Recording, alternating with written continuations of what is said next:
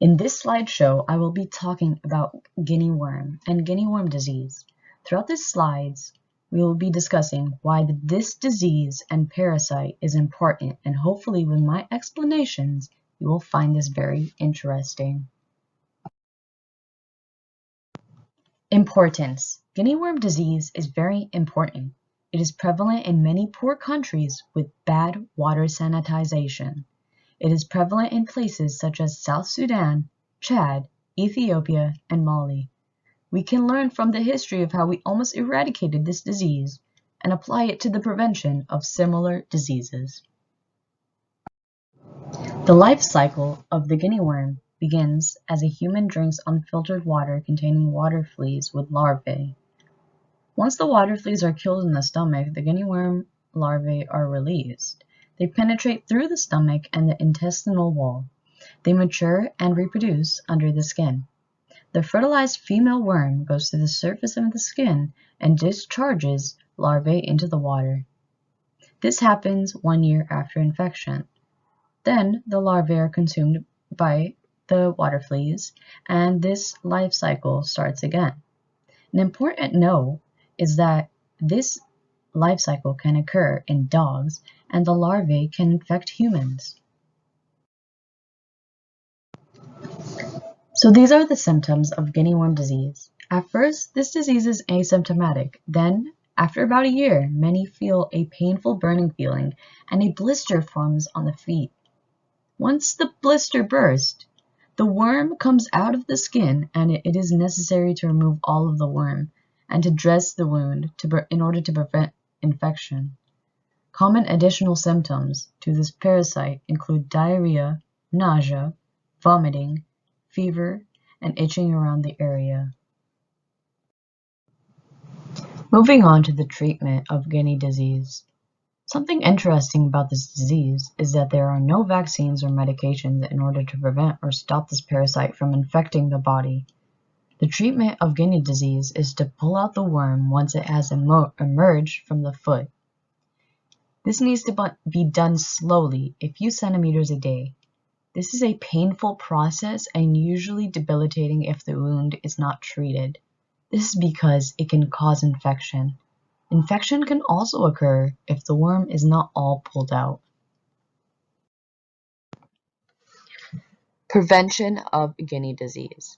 This part is the most important part in helping almost eradicate this disease, since, as was said before, there are no vaccines or medications. In the 1980s, this was such a prevalent disease that the cases rose up to 3.5 million cases worldwide. However, there were only 14 reported human cases of guinea disease in 2021. This was done using prevention methods. These prevention methods included documentation of humans as well as animal cases within 24 hours of the emergence of the worm. Prevention of transmission of the worm by cleaning and bandaging the wound, preventing infected people and infected animals from entering drinking water, water filtration strategies such as straws, as shown in the image, as well as cloth, larvicide, and most importantly, health education.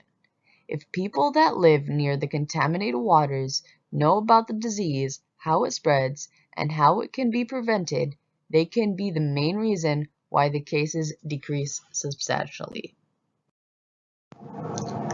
Road to eradication. In May 1981, federal agencies decided to make a plan to eradicate this disease. So, the WHO adopted a resolution the same year. The CDC, Carter Center, and UNICEF played a large role in helping to eradicate the disease, not only by making the plan, but executing it efficiently and successfully. This was done using the prevention methods said in the previous slide. In 2011, the World Health Assembly called all the countries where dracunculiasis was endemic and enforced surveillance to ensure eradication. So did we eradicate guinea worm disease? Guinea worm disease has been eliminated from 19 to 21 countries where it was endemic in 1986, when there were 3.5 million cases worldwide. However, this disease is not completely eradicated. This may be due to the insecurity and infections of animals, which are not as well documented as human infections.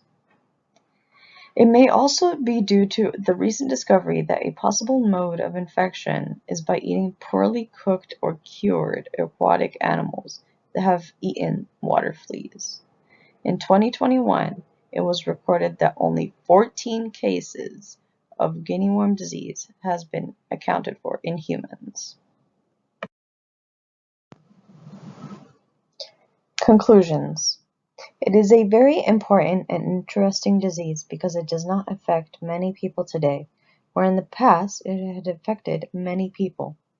This is due to the prevention methods that were used and enforced by federal agencies. So a summary of the life cycle. Once a human drinks contaminated water, larvae goes into your stomach and intestines. The larvae mature and reproduce under the skin. The larva matures and stays under the skin for about a year. The painful blisters form, and other symptoms include fever and nausea. The female worm comes out of the foot, and the life cycle starts again. Treatment and taking care of the wound can lead to a lot of pain. However, prevention is the most important factor.